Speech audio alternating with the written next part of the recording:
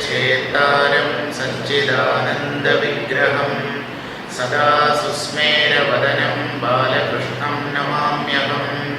सदाशिवसमारम्भां शङ्कराचार्यमध्यमाम् अस्मदाचार्यपर्यन्तां वन्दे गुरुपरम्पराम्। नारायणं पद्मभुवं वसिष्ठं शक्तिं च तत्पुत्रपराशरं च व्यासं शुकं गौडपदं महान्तं गोविन्दयोगीन्द्रमथास्य शिष्यं श्रीशङ्कराचार्यमथास्य पद्मपादं च हस्तामलकं च शिष्यं तं तोडकं वार्तिककारमन्यान् अस्मद्गुरून् സന്തതമാനതോസ്മി. എല്ലാവർക്കും എൻ്റെ വിനീതമായ പ്രണാമം. നമ്മൾ കഴിഞ്ഞ ദിവസം കണ്ട പദ്യം ജീവബോധവും അരുളും രണ്ടും നേർരേഖയിൽ വരുമ്പോഴാണ് ആത്മജ്ഞാനം എന്നുള്ള അത്ഭുതം സംഭവിക്കുന്നത്. അതൊരിക്കലും ജീവന്റെ ഭാഗത്തു നിന്നുള്ള പരിശ്രമം മാത്രം കൊണ്ടല്ല, തികഞ്ഞ ഈശ്വരാനുഗ്രഹവും കൂടെ ആ ജീവപ്രയത്നത്തിനോടൊപ്പം ചേരണം. അല്ലാതെ ആ മഹാസത്യത്തെ ഈ അല്പമായ ജീവന് ഒരിക്കലും സാക്ഷാത്കരിക്കാൻ സാധ്യമല്ല. അങ്ങനെ സാക്ഷാത്കരിച്ചു കഴിഞ്ഞാൽ എന്താ പറഞ്ഞത്?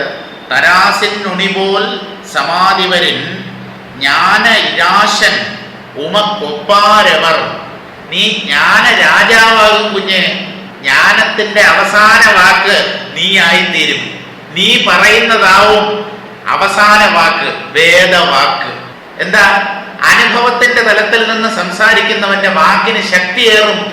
പുസ്തകം വായിച്ചിട്ട് സംസാരിക്കുന്നവൻ, വിശദീകരിക്കുന്നവൻ, അയാളുടെ വാക്കിന് അത്ര ഊർജമുണ്ടാവില്ല. ശ്രോതാക്കളുടെ മനസ്സിൽ ചലനം സൃഷ്ടിക്കാൻ സാധ്യമല്ല. ശരിക്കും ഇവിടെ ചലനമല്ല, നിശ്ചലത ഉണ്ടാക്കുകയാണ് ചെയ്യുന്നത്. പക്ഷെ നമ്മൾ എന്താ പറയുന്നത്? അയാളുടെ പ്രഭാഷണം ജനങ്ങളുടെ മനസ്സിൽ ചലനം സൃഷ്ടിക്കുന്നില്ല, ഇവിടെ ഉള്ള ചലനത്തെ ഇല്ലാതാക്കുകയാണ് ചെയ്യുന്നത്. അപ്പൊ മനസ്സിനെ ആ ശാന്തിയിലേക്ക്, നിശ്ചലതയിലേക്ക് കൊണ്ടുപോകാൻ സാക്ഷാത്കാരം നേടിയ ഒരാളുടെ വാക്കുകൾക്ക് മാത്രമേ കഴിയുകയുള്ളൂ എന്നുള്ള കാര്യമാണ് നമ്മൾ പറഞ്ഞവസാനിപ്പിച്ചത്. അതിൻ്റെ അടുത്ത പദ്യം നോക്കാം. പേജ് നമ്പരും പദ്യസംഖ്യയും വേണമെങ്കിൽ പറയാം. 60-ാമത്തെ പേജിലെ 3:17 ആ പദ്യമാണ് വായിക്കാൻ പോകുന്നത്. നീർക്ക് പദമു നെരുപ്പ് ചുടും തൊഴിലും കാറ്റൈ ശലിക്കവും ആർ കർപ്പിത്താർ ആർക്കും ഇത് പോഹാ മനാദി പുതയ്ക്ക് നിഴൽ പോലാ നീ ആകായം പോർ പാർ അറും. അതാണ് പാരറും എന്ന് സന്ധിയിൽ മാറുന്നത്. നീർക്ക് പദമു നെരുപ്പ് ചുടും തൊഴിലും. നീർക്ക് പദം, നീർ എന്ന് പറഞ്ഞാൽ തമിഴിലും മലയാളത്തിലും ജലം എന്നാണ്. നീര് എന്ന് നമ്മൾ പറയും, തമിഴില് നീർ, ജലം. പദം എന്ന് പറഞ്ഞാൽ തണുപ്പ് എന്നർത്ഥം. ജലത്തിന് തണുപ്പ് എന്നുള്ള ഗുണം ആര് നൽകി? ഞാനോ നിങ്ങളോ ആണോ? വെള്ളത്തിന് ആ തണുപ്പ്, ശീതളത എന്നുള്ള ഗുണം ആര് നൽകി? ജഗദീശ്വരൻ. അല്ലാതെ വേറെ ആരാ നൽകിയത്? ആ പഞ്ചഭൂതങ്ങളിൽ ഓരോന്നിൻ്റെയും, എല്ലാറ്റിൻ്റെയും ഇല്ല, ആകാശത്തിന് വിശേഷിച്ച് ഗുണമില്ലാത്തത് കൊണ്ട് 4 ഭൂതങ്ങളുടെ കാര്യമേ ഇവിടെ പറയുന്നുള്ളൂ. നീർക്ക് പദമും, പദമും ഇല്ലല്ലോ, പദമു എന്നല്ലേ ഉള്ളൂ എന്ന് ചോദിച്ചാൽ അത് സന്ധിയിൽ ആ എന്നുള്ള അനുസ്വാരം ലോപിച്ചു പോവുകയാണ് ചെയ്യുന്നത്. നീർക്ക് പദമും എന്നാണ് പിരിക്കേണ്ടത്. വെള്ളത്തിന് ശൈത്യവും.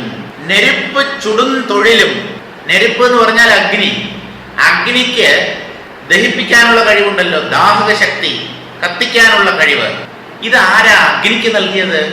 ഈ ഗുണങ്ങളൊക്കെ നമ്മൾ പഞ്ചഭൂതങ്ങളുടെയാണ് എന്നാണ് കരുതിയിരിക്കുന്നത്. ഇവിടെ ഒന്നിനും ഒരു ഗുണവുമില്ല. ഗുണങ്ങളുടെ എല്ലാം സ്രോതസ് ഈശ്വരനാണ്, പരമാത്മാവാണ്. അദ്ദേഹം നൽകിയ ഗുണങ്ങളെ ഈ പ്രപഞ്ച പദാർത്ഥങ്ങളിലുള്ളൂ. അഗ്നിക്ക് അതിൻ്റെ ചൂടും പ്രകാശവും തൻ്റേതാണെന്ന് അഭിമാനിക്കാൻ നിർവാഹമില്ല. അതൊക്കെയാണല്ലോ ഉപനിഷത്തിലെ കഥകൾ സൂചിപ്പിക്കുന്നത്. അഗ്നി, വായു, ഇങ്ങനെയുള്ള ദേവന്മാരൊക്കെ താനാണ് കേമൻ എന്ന് പറഞ്ഞ് അഹങ്കരിച്ചു. അവരുടെ മുമ്പിൽ ഒരു തേജോമയമായ രൂപം പ്രത്യക്ഷപ്പെട്ടു. ഈ ദേവന്മാർക്കൊന്നും അതാരാണ് എന്നുള്ള കാര്യം പിടികിട്ടിയില്ല. അപ്പോൾ ആ രൂപം അതൊരു തേജപുഞ്ചമായിരുന്നു. യക്ഷൻ എന്നൊക്കെയാണ് പറയുന്നത്. അത് പരമാത്മാവ് തന്നെ, പരമാത്മ ശക്തിയാണത്. പ്രത്യക്ഷപ്പെട്ടു. എന്നിട്ട് പറഞ്ഞു, നിങ്ങളിൽ ആരാണ് അഗ്നി? അപ്പൊ അഗ്നിദേവൻ അഭിമാനത്തോടുകൂടി അഹങ്കാരത്തോടുകൂടി മുമ്പിലേക്ക് വന്നു. ഞാനാണ് അഗ്നി. ഒരു ഉണങ്ങിയ പുൽക്കൊടി എടുത്ത് മുമ്പിലിട്ട് കൊടുത്തു. ഇതിനെ ഒന്ന് ദഹിപ്പിക്കൂ. ആദ്യം തൻ്റെ കഴിവെന്താണെന്ന് ചോദിച്ചു. എന്തിനേയും ഭസ്മമാക്കും ഞാൻ, അതാണ് എൻ്റെ കഴിവ്. അപ്പോൾ ഒരു ഉണങ്ങിയ പുൽക്കൊടി എടുത്ത് മുമ്പിലിട്ട് കൊടുത്തിട്ട് ഇതിനെ ഒന്ന് കത്തിക്കൂ എന്ന് പറഞ്ഞു. അഗ്നി പഠിച്ച പണി 18 നോക്കി, കത്തിക്കാൻ പറ്റിയില്ല. നാണിച്ച് പിന്മാറി. അടുത്തത് ആരാണ്? വായു. അപ്പോൾ വായുദേവൻ മുമ്പിലേക്ക് വന്നു. എന്താണ് നിന്റെ ശക്തി? എന്തിനേയും വായുവിൻ്റെ ആ കാറ്റായിട്ട് ഞാൻ അടിച്ചു പറത്തും, അതാണ് എൻ്റെ ശക്തി.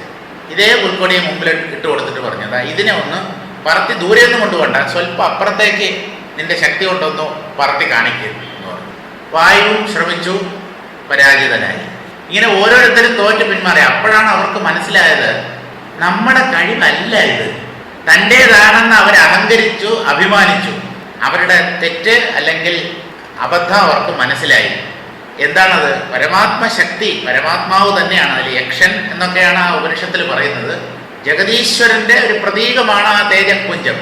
അതാണ് മുമ്പിൽ പ്രത്യക്ഷപ്പെട്ട് ഇവരുടെ ഉള്ളിലെ അഹങ്കാരത്തെ നീക്കം ചെയ്തത്. ഏതാണ്ട് അതേ കാര്യം തന്നെയാണ് ഇവിടെയും അവതരിപ്പിക്കുന്നത്. ജലത്തിന് തണുപ്പും അഗ്നിക്ക് അതിൻ്റെ ദാഹക ശക്തിയും ചുടും തൊഴിലും ദഹിപ്പിക്കുന്ന ആ കഴിവും, കാറ്റ് ശലിക്കവും, ശലിക്കവും എന്ന് പറഞ്ഞാൽ ചലിക്കവും, ചലിപ്പിക്കുന്നത്. കാറ്റിന് എങ്ങനെയാണ് ഈ ചലിക്കാനുള്ള ശക്തി കിട്ടിയത്? നമ്മൾ പറയുന്നത് കാറ്റ് വീശുന്നു എന്നാണ്. കാറ്റ് ചെയ്യുന്ന ഒരു പ്രവൃത്തി പോലെയാണ് നമ്മൾ പറയുന്നത്. കാറ്റിനെ വേറെ ആരോ ചലിപ്പിക്കുന്നത് കൊണ്ടാണ് കാറ്റ് ചലിക്കുന്നത്. വായുവിന് സ്വയം ചലിക്കാനുള്ള കഴിവില്ല. അതിൻ്റെ ഉള്ളിൽ നിന്ന് ആരോ ആ വായുവിനെ ചലിപ്പിക്കുന്നു. അതാണ് കാറ്റ് ശലിക്കവും, കാറ്റിനെ ചലിപ്പിക്കുന്നതും. ആർ കർപ്പിത്താർ, ഇതാരാ വിഭാവനം ചെയ്തത്, കൽപ്പിച്ചത്? ഈ കഴിവുകളൊക്കെ ആര് നൽകി? അഗ്നിക്കായാലും ജലത്തിനായാലും കാറ്റിനായാലും ആരാ ഇത് കൊടുത്തത്? ജഗതീശ്വരൻ എന്ന് പറയാതെ പറയുകയാണ്. എല്ലാം ഈ ചോദ്യരൂപത്തിലാണല്ലോ. കഴിഞ്ഞ കുറേ പദ്യങ്ങൾ ഇങ്ങനെ ഓരോ ചോദ്യം എടുത്തിടും. ആരാ കൊടുത്തത്? ഈശ്വരനല്ലാതെ ആരാണ് കൊടുത്തത് എന്നാണ് അർത്ഥം. ആർക്കും ഇത് പോകാം, ആർക്കും ഇത് പോകാം, ആർക്കും പോകാം. ഇത് മനാദി, മനസ്സ് തുടങ്ങിയവ എന്ന് പറഞ്ഞാൽ ഈ ഉപാധികൾ, ശരീരം, മനസ്സ്, ബുദ്ധി, അഹങ്കാരം വരെ ജീവൻ വിചാരിച്ച നീക്കം ചെയ്യാൻ സാധ്യമല്ല. അതാണ് ഈ അരുളെന്ന് നേരത്തെ പറഞ്ഞില്ലേ. ഈശ്വരാനുഗ്രഹം കൊണ്ടാണ് ഈ ഉപാധികൾ നീങ്ങിക്കിട്ടുന്നത്. ജീവന് അതിന് താല്പര്യം വേണം, മുക്തനാകണം എന്നുള്ള ആഗ്രഹം വേണം. ആ ആഗ്രഹത്തെ സാധിച്ചു കൊടുക്കുക ഈശ്വരന്റെ കർത്തവ്യമാണ്. അയാളുടെ ആ പാകതയ്ക്കനുസരിച്ച് അത് നടത്തി കൊടുക്കും. ആഗ്രഹമില്ലാത്ത ഒരാൾക്ക് മോക്ഷം ഈശ്വരൻ അടിച്ചേൽപ്പിക്കില്ല. അതാണ് ഈശ്വരന്റെ ഏർപ്പാട്. വേണമെന്ന് തീവ്രമായി ആഗ്രഹിക്കൂ, അതിനുള്ള യോഗ്യത ഉണ്ടാവുമ്പോൾ നിങ്ങൾക്ക് കിട്ടും. ആർക്കും ഇത് പോഹാ മനാദി, മനസ്സ് തുടങ്ങിയവ ആർക്കും പോവില്ല, ഒഴിഞ്ഞു കിട്ടില്ല. നമ്മുടെ പ്രയത്നം കൊണ്ട് ഈ ചിന്തകളെ ഒന്നും നിയന്ത്രിക്കാൻ സാധ്യമല്ല എന്നാണ് പറയുന്നത്. ഇതൊക്കെ തികഞ്ഞ ഈശ്വര കടാക്ഷം, ഈശ്വരാനുഗ്രഹം, പുണ്യാതിരേകം, പുണ്യവിശേഷം കൊണ്ടാണ് ഉണ്ടാകുന്നത്. ആർക്കാ ഈശ്വരാനുഗ്രഹം കിട്ടുന്നത്? പുണ്യശാലികൾക്ക്. അതുകൊണ്ട് പുണ്യം ചെയ്യൂ, നല്ലത് ചെയ്യൂ, ഈശ്വരാനുഗ്രഹത്തിന് പാത്രീഭൂതരാകൂ. ഇതാണ് പറയുന്നത്. അല്ലാതെ ചിലരെ മാത്രം ഭഗവാൻ രക്ഷിക്കുന്നു, അവരുടെ കാര്യം മാത്രം നോക്കുന്നു, എൻ്റെ കാര്യം നോക്കുന്നില്ല. നിങ്ങളുടെ കാര്യം ഭഗവാൻ നോക്കാൻ മാത്രം നിങ്ങൾ എന്ത് ചെയ്തു? ആ ചോദ്യം ആരും ചോദിക്കുന്നില്ലല്ലോ. എനിക്ക് കിട്ടിയില്ല, ഈ ഒരു പരാതിയല്ലേ ഉള്ളൂ. അപ്പൊ അർഹത നേടൂ, യോഗ്യത നേടൂ, എന്നിട്ട് അനുഗ്രഹത്തിന് പാത്രമായി തീരും. അതാണ് ആർക്കും ഇത് പോഹാ മനാദി. മനാദി ഇത് ആർക്കും പോഹാ, ആർക്കും പോവില്ല. ആരെ വിട്ടും ഈ മനസ്സും ബുദ്ധിയും ഒന്നും പോവില്ല. നമ്മുടെ പ്രയത്നം കൊണ്ടല്ല ഈ ഉപാധികളെ നാം അതിജീവിക്കുന്നത്, അല്ലെങ്കിൽ ഉപാധി സംബന്ധം ജീവൻ ഇല്ലാതാവുന്നത് ജീവന്റെ പരിശ്രമം കൊണ്ടല്ല. ആ ഈശ്വരാനുഗ്രഹം എന്നുള്ള ഒരു വലിയ ഘടകം കൂടെ ഈ ജീവന്റെ പ്രയത്നവുമായി സഹകരിക്കണം. അപ്പോഴാണ് ഈ മോക്ഷം എന്നുള്ളത് സംഭവിക്കുക. ജ്ഞാനം, മോക്ഷം, ശാന്തി, ഇത് സംഭവിക്കുക. ശരി, അപ്പൊ ഈ ജീവന്റെ ഭാഗത്തു നിന്നുള്ള പ്രയത്നം ഉണ്ടല്ലോ, ചിത്തവൃത്തികളെ നിരോധിക്കാനും അഹങ്കാര നാശത്തിനും വേണ്ടിയുള്ള പ്രയത്നം. അതൊക്കെ എന്താണെന്നാണ് അടുത്തത് പറയുന്നത്. പുതയ്ക്ക് നിഴൽ പോൽ, പുതയ്ക്കും നിഴൽ പോൽ. ഒരാള് തൻ്റെ നിഴലിനെ കുഴിക്കകത്തിട്ട് മണ്ണിട്ട് മൂടാൻ നോക്കി. നിഴലിനെ വലിയൊരു കുഴിയെടുത്തിട്ട് അതിൻ്റെ അടുത്ത് വന്ന് നിന്നു. നോക്കിയപ്പോൾ നിഴല് കുഴിക്കകത്ത് ആയതുപോലെ തോന്നി. മണ്ണിട്ട് മൂടി, നിഴല് മണ്ണിന്റെ പുറത്തായി. അവനവന്റെ നിഴലിനെ കുഴിച്ചു മൂടാൻ പറ്റുമോ? ഈ നിഴല് പോലെയാണ് അഹങ്കാരവും സങ്കല്പവും. അതിനെ ഇല്ലാതാക്കാൻ നോക്കുന്നതാണ് വിഡ്ഢിത്തം. അയ്യോ, അങ്ങനെയല്ലല്ലോ അവിടെ പറഞ്ഞത്. എവിടെ? യോഗവാസിഷ്ടത്തില് അഹങ്കാരനാശം. അതാണല്ലോ ഘോരഘോരം വസിഷ്ഠ മഹർഷി പറഞ്ഞത്. അതൊക്കെ ശരി തന്നെ, പക്ഷെ ഇല്ലാത്ത ഒന്നിനെ നിങ്ങൾ എവിടെ കുഴിച്ചു മൂടും? ഇത് വെറും ആത്മാവിന്റെ വെറും നിഴലാണ്. ഈ അഹങ്കാരം എന്നൊന്നും യഥാർത്ഥത്തിൽ ഇല്ല. നിഴൽ എന്നുള്ളത് വസ്തുവല്ല, ഒരു ഉള്ള വസ്തുവിൻ്റെതാണ് നിഴൽ. നിഴൽ വസ്തുവല്ല. ഇതുപോലെ ആത്മാവിന്റെ പ്രകടനമാണ് അഹങ്കാരം. അഹങ്കാരം ആത്മാവല്ല. അഹങ്കാരത്തിന് കാരണമായിരിക്കുന്ന ഒന്നാണ് ആത്മാവ്. അങ്ങനെ പറഞ്ഞാലും തെറ്റാണ്. നിഴലിനെ ഉണ്ടാക്കുന്നത് വസ്തുവാണ് എന്ന് പറയാമോ? അങ്ങനെ പറയാൻ പറ്റും? നിഴലിനെ ഉണ്ടാക്കാൻ ഒരു വസ്തു പ്രത്യേകിച്ച് എന്തെങ്കിലും ചെയ്യുന്നുണ്ടോ? ഇല്ല. വസ്തുവിന്റെ നിഴൽ. കണ്ണാടിയിൽ നമ്മുടെ മുഖം നോക്കുമ്പോൾ അല്ലെങ്കിൽ വേറെ ഏതെങ്കിലും വസ്തുവിന്റെ പ്രതിബിംബം നോക്കുമ്പോൾ ആ പ്രതിബിംബത്തെ ഉണ്ടാക്കാൻ കണ്ണാടി വിശേഷിച്ച് എന്തെങ്കിലും ചെയ്യുന്നുണ്ടോ? സംഭവിക്കുന്നു, അത്രയേ ഉള്ളൂ. നിഴൽ അല്ലെങ്കിൽ പ്രതിബിംബം കാണപ്പെടുന്നു, അത്ര മാത്രമേ സംഭവിക്കുന്നുള്ളൂ. പുതയ്ക്കും നിഴൽ പോൽ. ഒരാളുടെ നിഴലിനെ ഒരു കുഴിയെടുത്ത് അതിലിട്ട് മൂടാൻ ശ്രമിക്കുന്നത് പോലെയാണ് ചിത്തവൃത്തികളെ അല്ലെങ്കിൽ അഹങ്കാരത്തെ നശിപ്പിക്കാൻ ശ്രമിക്കുന്നത്. അപ്പൊ പിന്നെ എന്ത് വേണം? അതും കൂടെ പറയൂ. ജീവന്റെ ഭാഗത്തു നിന്നുള്ള പരിശ്രമത്തിന് കാര്യമായ പ്രയോജനമില്ല. ഭഗവത് അനുഗ്രഹം, പരമാത്മാവിന്റെ അനുഗ്രഹം വേണം എന്നാണല്ലോ, അതിനാണ് മുൻതൂക്കം എന്നൊക്കെയാണ് പറഞ്ഞു വരുന്നത്. ശരി, എന്ത് വേണം? അതും കൂടെ പറയാം. നീ ആകായം പോർ പാർ അറും. നീ ആകായം പോർ പാർ. പോർ എന്ന് പറഞ്ഞാൽ പോൽ, സന്ധിയില് പോർ എന്നാകും. നീ ആകാശത്തെ പോലെ കാണൂ, അതില്ലാതാവും. ഏത്? മനസ്സ്, സങ്കല്പം, അഹങ്കാരം. നീ ആകാശത്തെ പോലെ നോക്കൂ എന്ന് പറഞ്ഞാൽ എന്താ? ആകാശം പോലെ ഒരു ഉയർന്ന നിലയിൽ നിന്ന് അല്പമായ അഹങ്കാരത്തെ വീക്ഷിക്കൂ. അതവിടെ ഉള്ളതും ഇല്ലാത്തതും കണക്കാ. അഹങ്കാരത്തെ വിട്ട് മുകളിലേക്ക് ഉയരൂ, ആത്മതലത്തിലേക്ക് ഉയരൂ. അവിടെ നിന്ന് നോക്കുമ്പോൾ അഹങ്കാരം നിസ്സാരമാവും. ഇനി അതിനെ കുഴിച്ചു മൂടാനോ തേച്ചു മായ്ച്ചു കളയാനോ ഒന്നും ശ്രമിക്കേണ്ട. ഈ അഹങ്കാരം എന്തോ ഒരു സത്യവസ്തുവാണെന്നും അത് തന്നെ ബുദ്ധിമുട്ടിക്കുന്നുണ്ട് എന്നൊക്കെ വിചാരിക്കുന്നത് കൊണ്ടല്ലേ അതിനെ കൊല്ലാൻ കയ്യിൽ വാളും കൊണ്ട് നടക്കുന്നത്. അങ്ങനെ ഒന്നും ഇല്ലപ്പാ. ഇല്ലാന്നറിയൂ. ഉള്ളതിനെ ഉള്ളതായിട്ടും ഇല്ലാത്തതിനെ ഇല്ലാതായിട്ടും അറിയുന്നതാണ് ജ്ഞാനം. ഉള്ളതിനെ ഇല്ലാത്തതായും ഇല്ലാത്തതിനെ ഉള്ളതായി അറിയുന്നതാണ് അജ്ഞാനം. ഇതേ ഉള്ളു വ്യത്യാസം. അപ്പൊ ആ തെറ്റിദ്ധാരണ, മിഥ്യാധാരണ നീങ്ങിയാൽ അത് തന്നെയാണ് ശരിയായ ധാരണ അഥവാ ജ്ഞാനം. നീ ആകായം പോർ പാർ. ആകാശത്തെ പോലെ മുകളിൽ നിന്ന് ആകാശത്തെ പോലെ നോക്കൂ എന്ന് പറഞ്ഞാൽ എന്താ? ആകാശം ഏറ്റവും സൂക്ഷ്മമായ ഭൂതമാണ്. അതിന് പ്രതിബിംബമോ നിഴലോ ഒന്നുമില്ല. കട്ടിയോ സാന്ദ്രതയോ ഭാരമോ ഒന്നും ഇല്ലാത്ത ഒരു ഭൂതമാണല്ലോ ഈ ആകാശം. സർവവ്യാപിയാണ് ഞാൻ എന്ന് ഭാവന ചെയ്ത് ആ ഭാവനയിൽ ഉറച്ചു നിൽക്കൂ. ഈ അഹങ്കാരം ഒന്നും ചെയ്യില്ല. അഹങ്കാരത്തിന്റെ മുകളിൽ നിന്ന് അതിനെ നോക്കൂ. അതിന് നമ്മളിലുള്ള അഹങ്കാരത്തിന് നമ്മളിലുള്ള സ്വാധീനം ഇല്ലാതെയാവും. ഞാനതാണ്, എൻ്റെ ഉള്ളിൽ ഇങ്ങനെ ഒരു അഹങ്കാരമുണ്ട്, ഇതാണ് എന്നെ വല്ലാതെ ബുദ്ധിമുട്ടിക്കുന്നത്. ഈ അഹങ്കാരത്തെ ഞാൻ എന്ത് വില കൊടുത്തും ഇല്ലാതെയാക്കും. ആരാ ഈ തീരുമാനമൊക്കെ എടുക്കുന്നത്? ഈ അഹങ്കാരം തന്നെ. നിഴലിനെ കൊല്ലാൻ നോക്കുന്നത് പോലെയാണ് അഹങ്കാരത്തെ ഇല്ലാതാക്കാൻ ശ്രമിക്കുന്നത്. നിഴലിനെ കൊല്ലാൻ ഒക്കുമോ? നിഴൽ ഒരു വസ്തുവേ അല്ല, ഒരു വസ്തുവിന്റെ നിഴലാണത്. ആ നിഴൽ തന്നെ തന്നെ നശിപ്പിക്കാൻ ശ്രമിക്കുന്നത് പോലെയാണ് ഇല്ലാത്ത അഹങ്കാരം അഹങ്കാര നാശത്തിന് വേണ്ടി ശ്രമിക്കുക എന്നുള്ളത്. അബദ്ധമാണ്. ഇല്ല എന്നറിഞ്ഞാൽ മതി. ഈ വലിയ സാധനയ്ക്കൊന്നും പോകേണ്ട കാര്യമില്ല. അങ്ങനെ ഒന്നില്ല. അല്ല, അത് നമുക്ക് ഇല്ല എന്ന് പറഞ്ഞാൽ അത് പല സമയങ്ങളിലും ബുദ്ധിമുട്ടിക്കുന്നുണ്ടല്ലോ. ആര്? എന്നെ. അവനെയാണ് ഇല്ല എന്ന് അറിയാൻ പറഞ്ഞത്. അവനെയാണ് യഥാർത്ഥത്തിൽ ഇല്ല, അത് പരമാത്മാവ് തന്നെയാണ് എന്നുറപ്പിക്കാൻ പറഞ്ഞത്. നമ്മൾ പരമാത്മാവിനെ വിട്ടിട്ട് വീണ്ടും ഈ ഞാനിനെ തന്നെ കയറി പിടിച്ചുകൊണ്ടിരിക്കും. അതെന്നെ ബുദ്ധിമുട്ടിക്കുന്നു. ഈ അഹങ്കാരം എങ്ങനെയെങ്കിലും ഇല്ലാതെയാവണം, എന്നാലേ ആത്മാവിനെ സാക്ഷാത്കരിക്കാൻ പറ്റൂ.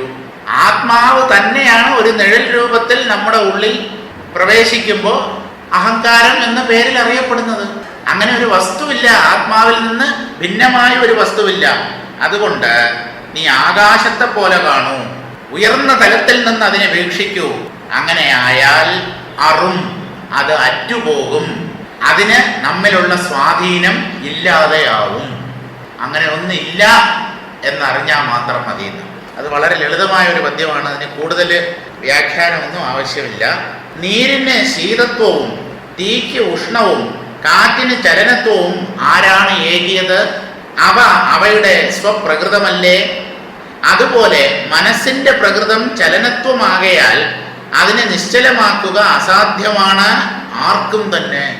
ഓരോന്നിന്റെ സ്വഭാവമാണ്. ജലത്തിന്റെ സ്വഭാവം തണുപ്പ്, അഗ്നിയുടെ സ്വഭാവം ചൂട്, കാറ്റിന്റെ സ്വഭാവം ചലനം. ഇതുപോലെ മനസ്സിന്റെ സ്വഭാവമാണ് വൃത്തികളായി ഇങ്ങനെ വന്നുകൊണ്ടിരിക്കുക, തുടരെ തുടരെ തുടരെ തുടരെ. അത് അതിന്റെ സ്വഭാവമാണ്. സ്വഭാവത്തെ നശിപ്പിക്കാൻ പറ്റില്ല. അത് വന്നോട്ടെ, എനിക്കും അതിനുമായിട്ട് ബന്ധമില്ല എന്നങ്ങ് തീരുമാനിക്കുക. Dissociate your self from your own mind. Don't associate your self. അതിൽ നിന്ന് വിട്ടു നിൽക്കൂ. നിങ്ങൾ അതുമായി സ്വയം തന്നെ ബന്ധിക്കരുത്. നമ്മൾ ഈ മനസ്സുമായിട്ട് അഹങ്കാരവുമായിട്ട് നമ്മെ ബന്ധിക്കുന്നു. അതാണ് ദുഃഖത്തിന് കാരണം. അതാണ് ആ പ്രശ്നങ്ങളൊക്കെ നമ്മെ ബാധിക്കുന്നു എന്നൊക്കെ പറയുന്നത്. അപ്പൊ മനസ്സിന്റെ സ്വഭാവം തന്നെ ചലനമാകയാൽ അതിനെ ആർക്കും തന്നെ നിയന്ത്രിക്കാനോ ഇല്ലായ്മ ചെയ്യാനോ സാധ്യമല്ല. അതിനെ ജീവബോധത്താൽ അടക്കാൻ തുടങ്ങുന്നത് നിഴലിനെ മണ്ണിട്ട് മൂടുവാൻ തുനിയുന്ന യത്നം പോലെ വിഫലവും മൂഢവുമാണ്. പ്രയോജനമില്ല, മണ്ടത്തരവുമാണ്. അവനവൻ്റെ നിഴലിനെ മണ്ണിനകത്തിട്ട് കുഴിക്കകത്തിട്ട് മൂടാൻ ശ്രമിക്കുന്നത് പോലെ. എന്നാൽ മനസ്സിനെ കീഴടക്കുക വേണ്ടയോ? ഇതിൻ്റെ അർത്ഥം മനോനിയന്ത്രണം, ശമം, അതുപോലെ ദമം, ഇന്ദ്രിയ നിയന്ത്രണം, ഇതൊന്നും വേണ്ട എന്നാണോ? ഇന്ദ്രിയ മനസ്സുകളെ കയറൂരി വിടണം എന്നാണോ ഈ പറഞ്ഞതിൻ്റെ അർത്ഥം എന്ന് ചോദിച്ചാൽ അല്ല. സത്യം ഇതാണെന്ന് മനസ്സിലാക്കിക്കൊണ്ട് നിങ്ങൾ എന്തിനു വേണമെങ്കിലും നിയന്ത്രിക്കാൻ ശ്രമിച്ചു. ഇതൊക്കെ ആത്മമയമായിരിക്കവേ ആ സത്യം ഉൾക്കൊള്ളാതെ ആത്മാവിൽ നിന്ന് വേറിട്ടതാണ് എന്ന് കരുതി ഇവയൊക്കെ ഇപ്പൊ അങ്ങ് ജയിച്ചു കളയാമെന്ന് വിചാരിച്ചിറങ്ങിയ അതാണ് ബുദ്ധിമോശം. അപ്പോൾ ഒന്നിനെയും കീഴടക്കണ്ടയോ എന്ന് ചോദിച്ചാൽ വേണം. അത് എങ്ങനെയെന്നാൽ സർവവും ആകാശം പോലെ ഭാവന ചെയ്തിരുന്നു കൊള്ളുക. എല്ലാം ആകാശം പോലെയാണെന്ന് പറഞ്ഞാൽ അരൂപമാണ്. മനസ്സിന് രൂപമില്ല, ആകാശത്തിന് രൂപമില്ല, പ്രാണന് രൂപമില്ല, ഇന്ദ്രിയങ്ങൾക്ക് രൂപമില്ല. ഇന്ദ്രിയങ്ങളെ രൂപം നിങ്ങളെ കാണിച്ചു തരുന്നു എന്നുള്ളത് ശരി. പ്രാണനോ ഇന്ദ്രിയങ്ങൾക്കോ മനസ്സിനോ ബുദ്ധിക്കോ അഹങ്കാരത്തിനോ രൂപമില്ല. ഇവയൊന്നിനും രൂപമില്ല. ഈ രൂപമില്ലാത്തത് നമ്മളെന്ത് ചെയ്യും? അല്ല, രൂപമില്ലാത്ത അഹങ്കാരത്തെ രൂപമില്ലാത്ത മനസ്സ് ബുദ്ധിമുട്ടിക്കില്ലേ? നമുക്ക് അങ്ങനെ ചോദിക്കാം. രൂപമില്ലാത്തത് രൂപമുള്ളതിനെ ഒരിക്കലും ബുദ്ധിമുട്ടിക്കില്ല. പിന്നെയാണോ രൂപമില്ലാത്തതിനെ ബുദ്ധിമുട്ടിക്കുന്നത്? രൂപമുള്ള ഭൂമി, അതിസൂക്ഷ്മമായ രൂപമില്ലാത്ത ആകാശത്തെ ഏതെങ്കിലും തരത്തിൽ പരിമിതപ്പെടുത്തുന്നുണ്ടോ, ബുദ്ധിമുട്ടിക്കുന്നുണ്ടോ? ഭൂമി ആകാശത്തെ ബുദ്ധിമുട്ടിക്കുമോ? ഈ ആകാശം നിൽക്കുന്നത് അല്ല, ഭൂമി നിൽക്കുന്നത് ആകാശത്തിലാണ്. ആകാശം ഭൂമിയെ ബുദ്ധിമുട്ടിക്കുമോ? ഇല്ല. കാരണം അത് ഇടമരുളുന്നതാണ്. എല്ലാറ്റിനും സൗകര്യവും സാവകാശവും ഒക്കെ നൽകുന്നതാണ് ആകാശം. അത് ഭൂമിയുടെ ചലനത്തെ ഏതെങ്കിലും രീതിയിൽ പ്രതിരോധിക്കുന്നുണ്ടോ? ഇല്ല. ആകാശത്തിൽ ഭൂമി നിൽക്കുന്നു, രണ്ടിനും ഒരു പ്രശ്നമില്ല. ഇതുപോലെ ആത്മാവിൽ അഹങ്കാരം നിന്നോട്ടെ എന്നാണ്. ആത്മാവിനും പ്രശ്നമില്ല, അഹങ്കാരത്തിനും പ്രശ്നമില്ല. ഒന്ന് മറ്റൊന്നിനെ ബാധിക്കുന്നതായി തോന്നരുത്. അഹങ്കാരത്തെ പ്രപഞ്ചവും ബാധിക്കുന്നില്ല, അല്ലെങ്കിൽ മനസ്സും ബാധിക്കുന്നില്ല, ആത്മാവും ബാധിക്കുന്നില്ല. ആത്മാവിനെ ഈ അഹങ്കാരമോ പ്രപഞ്ചമോ ബാധിക്കുന്നുണ്ടോ എന്ന് ചോദിച്ചാൽ അതുമില്ല. പിന്നെ ഇവിടെ ആർക്ക് എന്ത് പ്രശ്നമാണെന്നുള്ളതാണ് ചോദ്യം. പ്രശ്നമൊക്കെ ഈ മനസ്സ് രചിക്കുന്നതാണ്. മനസ്സാണ് കുഴപ്പക്കാരൻ. പ്രശ്നം ഉണ്ടെന്ന് രേഖപ്പെടുത്തുന്നത് മനസ്സാണ്. പ്രശ്നം ഉണ്ടെന്ന് പരാതിപ്പെടുന്നതും ഇതേ മനസ്സാണ്. പ്രശ്ന പരിഹാരത്തിന് വേണ്ടി ശ്രമിക്കുന്നതും ഇതേ മനസ്സ് തന്നെ. അവസാനം പരാജയപ്പെട്ടു എൻ്റെ പരിശ്രമത്തിൽ എന്ന് പറയുന്നതും ഇതേ മനസ്സ് തന്നെ. അതുകൊണ്ട് മനസ്സുമായുള്ള കൂട്ടുകെട്ട് അവസാനിപ്പിക്കുന്ന. മനസ്സ് എന്ന് പറഞ്ഞാൽ ബുദ്ധി, അഹങ്കാരം, അതിൻ്റെ ആ സൂക്ഷ്മഭാവങ്ങൾ, അവയൊന്നുമായിട്ടും നാം ബന്ധപ്പെടരുത്. സർവവും ആകാശം പോലെ ഭാവന ചെയ്തിരുന്നു കൊള്ളുക. അപ്പോൾ നിന്നെ വലയ്ക്കുന്ന ദേഹാദി പ്രപഞ്ച വിഷയങ്ങൾ സ്വയം അസ്തമിച്ച് അറ്റുകൊള്ളും. ഇതാണ് മാർഗം. ആത്മസാക്ഷാത്കാരത്തിനുള്ള മാർഗം എന്താ? ചുമ്മാ ഇരി. പക്ഷെ അതാണ് നമുക്ക് പറ്റാത്തത്. ഈ പറച്ചിലൊക്കെ എളുപ്പം കഴിഞ്ഞു. ചുമ്മാ ഇരിയെന്ന് 2 വാക്കിലങ്ങ് ഒതുക്കാം. പക്ഷെ ചുമ്മാ ഇരിക്കാൻ നോക്കുമ്പോഴാണ് ബുദ്ധിമുട്ട്. അടുത്ത പദ്യത്തിലേക്ക് കിടക്കാം. മണ്ണൈ മലயை മറികടலை വാനഹத்தை എണ്ണിൽ അളന്തറിയ എയ്തുമോ. സന്ധിയിലാണ്. എണ്ണിൽ അളന്തറിയ വെയ്തുമോ. ഉണ്മயை നീ ഉണ്ടെന്നിൽ ഓർ വാർத்தை ഉണ്ട് അല്ലാതെ ഉന്നൊഴിവൈ കണ്ടറിയിൽ അന്യമാം കാൺ. പഞ്ചഭൂതങ്ങളെ തന്നെ നമുക്ക് പൂർണ്ണമായി മനസ്സിലാക്കാൻ കഴിഞ്ഞിട്ടില്ല എന്ന്. പഞ്ചഭൂതങ്ങളെ കുറിച്ച് നമുക്കറിയാം എന്നൊരു വിചാരമുണ്ട്. പഞ്ചഭൂതങ്ങളെ തന്നെ നമ്മൾ വേണ്ട പോലെ അറിഞ്ഞിട്ടില്ല. പിന്നെയാണോ പഞ്ചഭൂതങ്ങളുടെ അധിഷ്ഠാനമായ മനസ്സും ആ മനസ്സിന്റെ അധിഷ്ഠാനമായ ആത്മാവും നമ്മൾ മനസ്സിലാക്കി എന്ന് പറയുക. അതിനാണ് ഈ പദ്യം പറയുന്നത്. മണ്ണൈ എന്ന് പറഞ്ഞാൽ ഭൂമിയെ, മണ്ണ എന്ന് പറഞ്ഞാൽ ഭൂമി, ഭൂമി എന്ന് പറഞ്ഞാൽ ഭൂമിയുടെ ഏരിയ, വിസ്തീർണം. എത്ര ദൂരം വ്യാപിച്ചു കിടക്കുന്നു ഈ ഭൂമി? ആർക്ക് പറയാൻ പറ്റും? 7 ഭൂഖണ്ഡങ്ങളുണ്ടെന്നാണ്. ഒരു ഭൂഖണ്ഡം തന്നെ മുഴുവനും നമ്മൾ നടന്ന് നോക്കിയിട്ടില്ല. പിന്നെ ഈ ഭൂമിയുടെ വിസ്തീർണം എങ്ങനെ അളന്നറിയാൻ പറ്റും? പോട്ടെ. മലയെ, ഈ ഭൂമിയിൽ പർവ്വതങ്ങളുണ്ടല്ലോ, ഈ പർവ്വതങ്ങളെ നാം മനസ്സിലാക്കിയിട്ടുണ്ടോ? അല്ല, എവറസ്റ്റിന്റെ മുകളിലൊക്കെ മനുഷ്യൻ കയറിയിട്ടുണ്ടല്ലോ. കയറിയിട്ടുണ്ട്. മലയുടെ ഭാരം അളന്നിട്ടുണ്ടോ? ഒക്കെ അളന്നിട്ടുണ്ട്. ഭാരമോ? മലയുടെ ഭാരം അളക്കാനുള്ള ത്രാസ് നമ്മുടെ കയ്യിലുണ്ടോ? അപ്പോൾ ഇതൊന്നും നാം വേണ്ടവണ്ണം അളന്ന് തിട്ടപ്പെടുത്തിയിട്ടില്ല. ഭൂമിയുടെ വിസ്തീർണവും മലയുടെ ഭാരവും. ഇനി മറികടലൈ, തിരമാലകൾ കൊണ്ട് ഇളകി മറിയുന്ന കടൽ, ഇതിന്റെ അവസാനം ഇത് എത്ര ദൂരം വ്യാപിച്ചു കിടക്കുന്നു? കടലിന്റെ മറുകര. കപ്പലിൽ പോയാൽ എത്താമല്ലോ, എത്താമെന്നുള്ളത് ശരി. പക്ഷെ ഇത് എത്ര ദൂരത്തേക്ക്? കടൽ തീരത്ത് നിന്ന് നോക്കുന്ന ഒരുത്തന് ഈ കടലിന്റെ വ്യാപ്തിയെ കുറിച്ച് എന്തറിയാൻ പറ്റും? ഇനി കപ്പലിൽ യാത്ര ചെയ്ത് മറുകരയിൽ എത്തിയാലും അതിന്റെ വ്യാപ്തിയോ വിസ്തീർണമോ ഒന്നും നമുക്കറിയാൻ പറ്റില്ലല്ലോ. എത്ര ദിവസം യാത്ര ചെയ്താലാണ് ഒരു കടലിന്റെ ഇക്കര മുതൽ അക്കരെ വരെ പോവുക? അപ്പൊ ഇതൊന്നും നമ്മൾ വേണ്ടവണ്ണം മനസ്സിലാക്കിയിട്ടില്ല എന്നാണ്. മറികടലൈ വാനഹത്തൈ, ആകാശത്തെ ആരാ അളന്ന് തിട്ടപ്പെടുത്തിയിരിക്കുന്നത്? ഏതുവരെ ഉണ്ട് ഈ ആകാശം? എവിടെന്നാ തുടങ്ങിയത്? ഏത് ദിക്കിലേക്ക് പോയാലും, തെക്ക് പടിഞ്ഞാറ്, തെക്ക് വടക്ക് കിഴക്ക് പടിഞ്ഞാറ്, മുകളിൽ താഴെ, ഏത് ദിശയിൽ നാം യാത്ര ചെയ്താലും അനന്തമായി അവസാനിക്കാതെ കിടക്കുന്നതാണ് ആകാശം. ഇവിടെയുള്ള കൊച്ചു ഭൂമിയുടെ വ്യാപ്തിയോ കടലിന്റെ വ്യാപ്തിയോ ഒന്നും മനസ്സിലാക്കുന്നില്ല. പിന്നെയാണോ ഈ ആകാശത്തെ അളന്ന് തിട്ടപ്പെടുത്തുന്നത്? നമ്മുടെ ഭാവനയുടെ ഉള്ളിൽ ഒതുങ്ങുന്നതല്ല എന്ന് പറയാനാണ്. ഇതിൻ്റെയൊക്കെ അധിഷ്ഠാനമായ ബോധമുണ്ടോ നമ്മുടെ ഈ ബുദ്ധിക്കകത്ത് പെടുന്നു? അതുകൊണ്ട് അതിനെ ഇപ്പൊ അങ്ങ് അറിഞ്ഞു കളയാം, മനസ്സിലാക്കി കളയാം എന്നൊരു ആരംഭശൂരത്വം ആർക്കും ഉണ്ടാകുന്ന. അനന്തമായ സത്യത്തെ പരിമിതമായ ബുദ്ധി കൊണ്ട് തീർച്ചപ്പെടുത്താൻ സാധ്യമല്ല. വാനഹത്തൈ, എണ്ണിൽ, ഇവയൊക്കെ ചിന്തിച്ചാൽ, ഇനി ചിന്തിച്ചറിയാൻ പറ്റുമോ? അളന്ന് തിട്ടപ്പെടുത്താൻ പറ്റുന്നില്ല. ഭൂമിയുടെ വിസ്തീർണവും മലയുടെ പൊക്കവും കടലിന്റെ വ്യാപ്തിയും ആകാശത്തിന്റെ വ്യാപകതയും ഒക്കെ മനുഷ്യൻ ബുദ്ധിയെ ആശ്രയിക്കുന്നവനാണല്ലോ. ചിന്തിച്ചങ്ങ് കണ്ടുപിടിച്ച് കളയാം. എന്ത് കിട്ടും?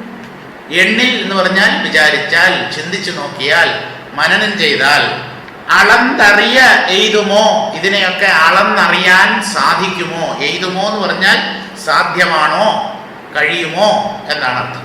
അപ്പൊ എന്ത് വേണം? ഒന്ന് പറ്റില്ല എന്ന് പറഞ്ഞാൽ സ്വാമി എന്തെങ്കിലും പറ, ഇതുകൊണ്ടൊന്നും പറ്റില്ല. അപ്പൊ പിന്നെ എന്താ മാർഗം? ഈ സത്യത്തെ സാക്ഷാത്കരിക്കാതെ പ്രശ്നങ്ങൾ തീരില്ലല്ലോ എന്ന് പറഞ്ഞാൽ, ഉണ്മയെ നീ ഉണ്ടെന്നിൽ. ഇനി ഒരു സാധ്യത കൂടെ പറയുകയാണ്. സത്യം ഉണ്ട് എന്നൊരാൾ പറയും, ബ്രഹ്മമുണ്ട്, ആത്മാവുണ്ട്, അല്ലെങ്കിൽ ഈശ്വരനുണ്ട്, എല്ലാം ഒന്ന് തന്നെയാണ്. ഈശ്വരൻ ഉണ്ട് എന്നൊരാൾ പറഞ്ഞാൽ അത് വെറും വാക്ക് മാത്രമാണ്.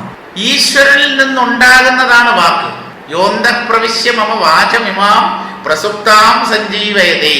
എൻ്റെ ഉള്ളിൽ ഉറങ്ങിക്കിടക്കുന്ന വാക്കിനെ എൻ്റെ ഹൃദയാന്തർഭാഗത്ത് സ്ഥിതി ചെയ്യുന്ന ഏതൊരു ഭഗവാനാണോ തട്ടി ഉണർത്തി പുറത്തേക്ക് അയക്കുന്നത്, ആ ഭഗവാനെ ഈ വാക്കിനെങ്ങനെ തീരുമാനിക്കാൻ പറ്റും? അതെങ്ങനെ സാധ്യമാവും? അതല്ലേ ആ കൊച്ചുകുട്ടി ധ്രുവൻ മഹാവിഷ്ണുവിനെ ഇങ്ങനെ സ്തുതിക്കാൻ കാരണം. സത്യത്തെ നമ്മൾ ഉണ്ട് എന്ന് പറഞ്ഞാൽ ഓർ വാർത്തൈ ഉണ്ട്. അത് വെറും വാർത്ത എന്ന് പറഞ്ഞാൽ മലയാളത്തിലെ വാർത്തയല്ല, തമിഴിലെ വാർത്ത എന്ന് പറഞ്ഞാൽ വാക്ക് എന്നാണ് അർത്ഥം, ശബ്ദം. അത് വെറും വാക്കേ ആവുന്നുള്ളൂ. ഞാൻ ബ്രഹ്മമാണെന്ന് പറഞ്ഞാൽ, അനുഭവമുള്ളവൻ പറഞ്ഞാൽ അതിൽ കഴമ്പുണ്ട്. അല്ലാത്ത ഒരാൾ അഹം ബ്രഹ്മാസ്മി എന്ന് പറഞ്ഞാൽ അത് വെറും വാക്കാണ്, ശബ്ദോർജത്തിന്റെ ഒരു പ്രകടനമാണ്. അതിൽ അനുഭവം അല്പം പോലും കലർന്നിട്ടില്ല. ഇതൊക്കെ ആർക്ക് വേണമെങ്കിലും പറഞ്ഞു നടക്കാമല്ലോ ഈ മഹാവാക്യം. അനുഭവം എന്നുള്ളത് തികച്ചും വ്യത്യസ്തമായ ഒന്നല്ലേ.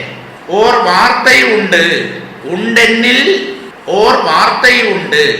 അത് വെറും വാക്ക് മാത്രമായിരിക്കും. അല്ലാതെ ഉന്നൊഴിവൈ കണ്ടറിയിൽ. നീ നിന്റെ ജീവബോധം ഒഴിഞ്ഞു പോകുന്നതിനെ സാക്ഷാത്കരിച്ചാൽ, കണ്ട് അറിയുക, അനുഭവിച്ചറിയുക എന്നർത്ഥം. ഉൻ ഒഴിവ്, അഹങ്കാരത്തിന്റെ ഒഴിവ്, അഹങ്കാര നാശം, അഹങ്കാരം മാറിപ്പോകുന്ന അല്ലെങ്കിൽ മാറിപ്പോയ സ്ഥിതിയെ നീ പ്രത്യക്ഷമായി നിന്റെ ഉള്ളിൽ അനുഭവിച്ചു, സാക്ഷാത്കരിച്ചു എന്നു വരികിൽ കണ്ടറിയിൽ. ഉന്നൊഴിവൈ കണ്ട് അറിയിൽ. അല്ലാതെ ഉന്നൊഴിവൈ കണ്ടറിയിൽ. അതിനെ എങ്ങനെ പിരിക്കണമെന്ന് ചോദിച്ചാൽ, ഉൻ ഒഴിവൈ കണ്ട് അല്ലാതെ അറിയിൽ. അഹങ്കാരം നഷ്ടമാകുന്നതിനെ, അഹങ്കാര ബോധം നഷ്ടപ്പെട്ടതിനെ കണ്ടല്ലാതെ മനസ്സിലാക്കിയാൽ എന്ന് പറഞ്ഞാൽ, ബുദ്ധിപരമായി ആലോചിച്ച് ചിന്തിച്ച് മാത്രം ആ സത്യത്തെ നീ മനസ്സിലാക്കിയത് കൊണ്ട് എന്ന് പറഞ്ഞാൽ, സിദ്ധാന്തപരമായി മാത്രം ഗ്രഹിച്ചതുകൊണ്ട് അന്യമാം കാൺ, അത് നിനക്ക് അന്യമായിരിക്കും.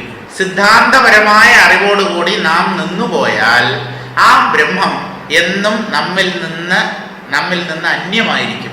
അത് മറ്റൊന്നെന്ന പോലെ ആയിരിക്കും നമ്മുടെ ബുദ്ധി മനസ്സിലാക്കുക, ധരിക്കുക. അനുഭവത്തിലൂടെ അത് ഞാനാണെന്ന് സാക്ഷാത്കരിക്കണം, അനുഭവത്തിലൂടെ. അല്ലാതെ സിദ്ധാന്തപരമായി ആ അറിവിൽ മാത്രം നിന്നാൽ അത് എന്നും നമ്മിൽ നിന്ന് അന്യമായിരിക്കും. ബ്രഹ്മം എന്ന് പറഞ്ഞാൽ എന്താ?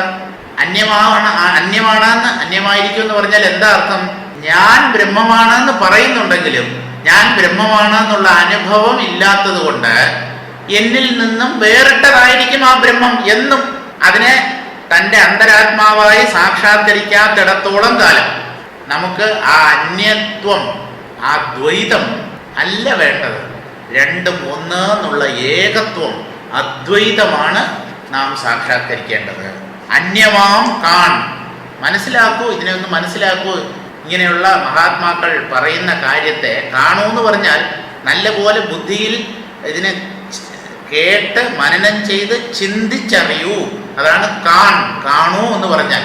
ഇത് കണ്ണുകൊണ്ട് കാണാൻ പറ്റുന്ന ഒന്നല്ല. ബുദ്ധി നേത്രത്തിലൂടെ ഇതിനെ വേണ്ട പോലെ മനസ്സിലാക്കി ആത്മസ്വരൂപം എന്താണ്, അഹങ്കാരനാശം എങ്ങനെ നേടണം തുടങ്ങിയ കാര്യങ്ങൾ മനസ്സിലാക്കൂ എന്നാണ് പറയുന്നത്.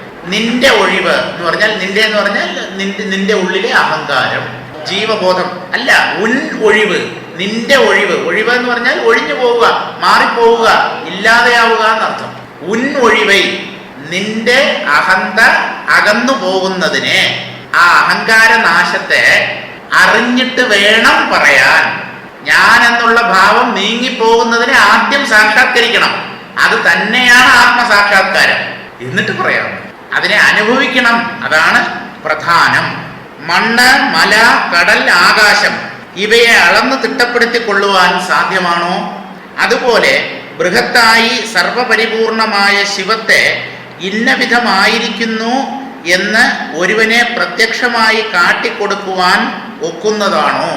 ഒരാൾക്ക് ഇന്നതാണ് ആത്മാവ് എന്ന് പറഞ്ഞ് ബോധ്യപ്പെടുത്താൻ സാധ്യമല്ല. ആത്മസാക്ഷാത്കാരം നേടിയ ഒരാൾക്ക് പോലും അത് സാധ്യമല്ല.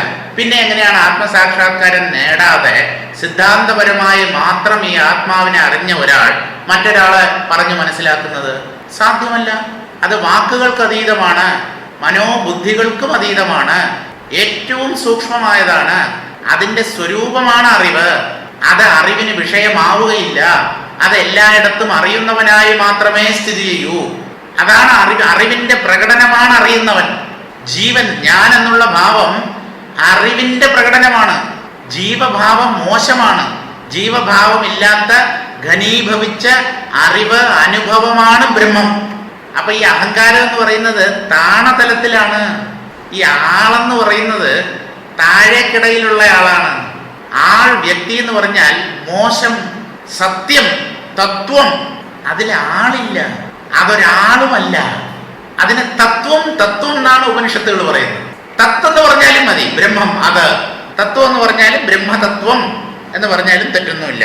അപ്പോൾ അതിനെ ഒരാൾക്ക് പറഞ്ഞു ബോധ്യപ്പെടുത്തി കൊടുക്കാൻ ബുദ്ധിമുട്ടാണ്, അസാധ്യമെന്ന് തന്നെ പറയാം. അതിൻ്റെ പരമാർത്ഥത്തെ ബോധിപ്പിച്ചാൽ ആ വാക്ക് മാത്രമേ നമുക്ക് അവലംബമായി വേല ചെയ്യുവാൻ ഉതകി നിൽക്കുന്നുള്ളൂ. സാക്ഷാത്കരിച്ച ഒരാൾ പറയും അങ്ങനെ ഒന്നുണ്ട്, നീ അതാണ് എന്ന് പറഞ്ഞാൽ അത് നമുക്ക് ഒരു വിശ്വാസം ഉണ്ടാക്കും. ആ പറയുന്ന ആളിൽ വിശ്വാസമുണ്ടെങ്കിൽ അയാളുടെ വാക്കിലും വിശ്വാസം വരും. അതുകൊണ്ട് നമുക്ക് വിശ്വസ്തനായ ഒരാൾ പറയുന്നത് വേണം കേൾക്കാൻ. അയാളെ തന്നെ നമ്മൾ അവിശ്വസിച്ചാൽ അയാളുടെ വാക്കുകൾ എങ്ങനെ വിശ്വസിക്കും? അതുകൊണ്ട് നമുക്കിഷ്ടപ്പെട്ട, നമ്മുടെ മനസ്സിനിണങ്ങിയ ഒരു ആചാര്യനെ വേണം സമീപിക്കാൻ. നമ്മുടെ മനസ്സിന് ഉൾക്കൊള്ളാൻ പറ്റണം. അദ്ദേഹം മഹാത്മാവാണ്, ജ്ഞാനിയാണ്, അങ്ങനെ ഒരു വിശ്വാസം വന്നാൽ അദ്ദേഹം പറയുന്ന കാര്യത്തിലും നമുക്ക് വിശ്വാസം ഉണ്ടാവും.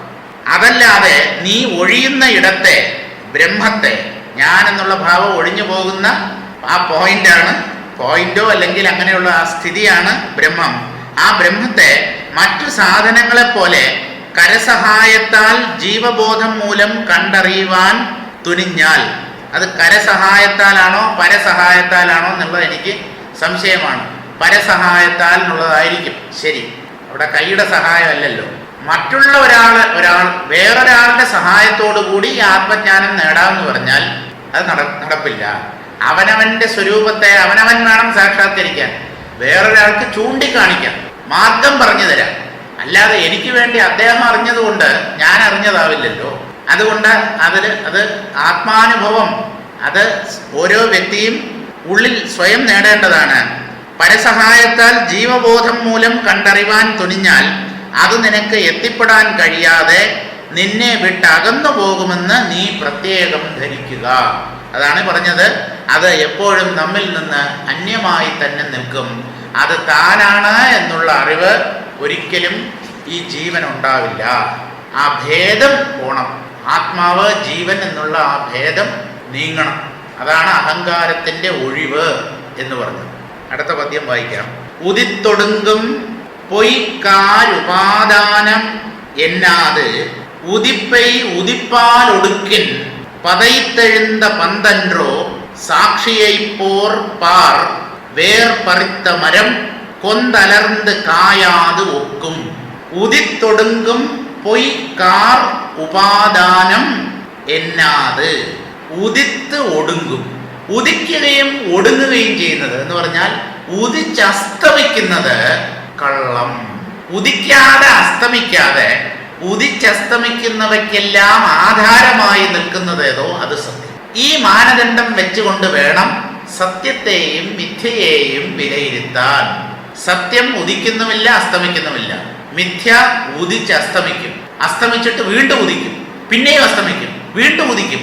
ഈ ഉദയാസ്തമയങ്ങളാകുന്ന രണ്ട് ബിന്ദുക്കളുടെ ഇടയ്ക്കാണ് അസത്യത്തിന്റെ ആട്ടം, ചലനം.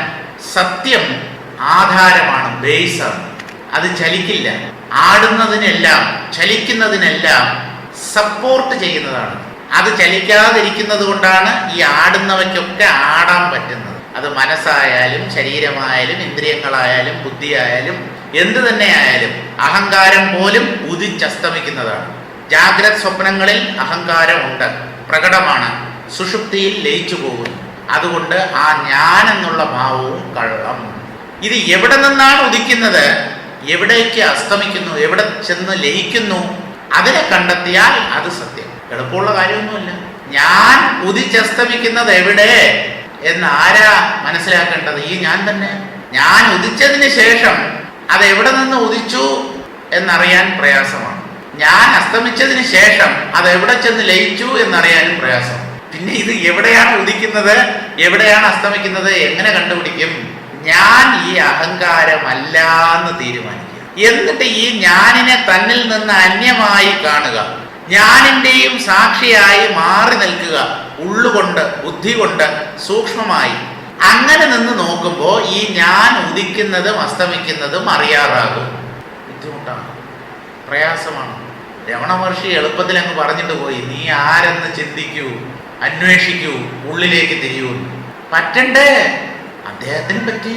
അദ്ദേഹം എളുപ്പമാണ്, അയ്യേ അതിസുലഭം എന്ന് പറഞ്ഞിട്ട് അദ്ദേഹം അങ്ങ് പോയി. ഇവിടെ കിടന്ന് ചക്രശ്വാസമല്ലേ വലിക്കുന്നു. ഇവിടെ ചിന്തകൾ ഉയരുന്നതും അസ്തമിക്കുന്നതും പോലും നേരെ മനസ്സിലാക്കാൻ പറ്റുന്നില്ല. പിന്നെയാണോ അതിൻ്റെയും അധിഷ്ഠാനമായ അഹങ്കാരത്തിന്റെ ഉദയാസ്തമയങ്ങൾ? ബുദ്ധിമുട്ടാണ്. ഏകാഗ്രത, ശ്രദ്ധ, അത് മാത്രമേ നമ്മെ ഈ കാര്യത്തിൽ സഹായിക്കൂ. എന്തായാലും ഉദിത്തൊടുങ്കും പൊയ് കാർ. കാർ എന്ന് പറഞ്ഞാൽ കാർമേഘം. കാർമേഘം ഇടയ്ക്ക് വരികയും പോവുകയും ചെയ്യുന്നതാണ്. ആകാശം വരാതെ പോകാതെ നിൽക്കുന്നതാണ്.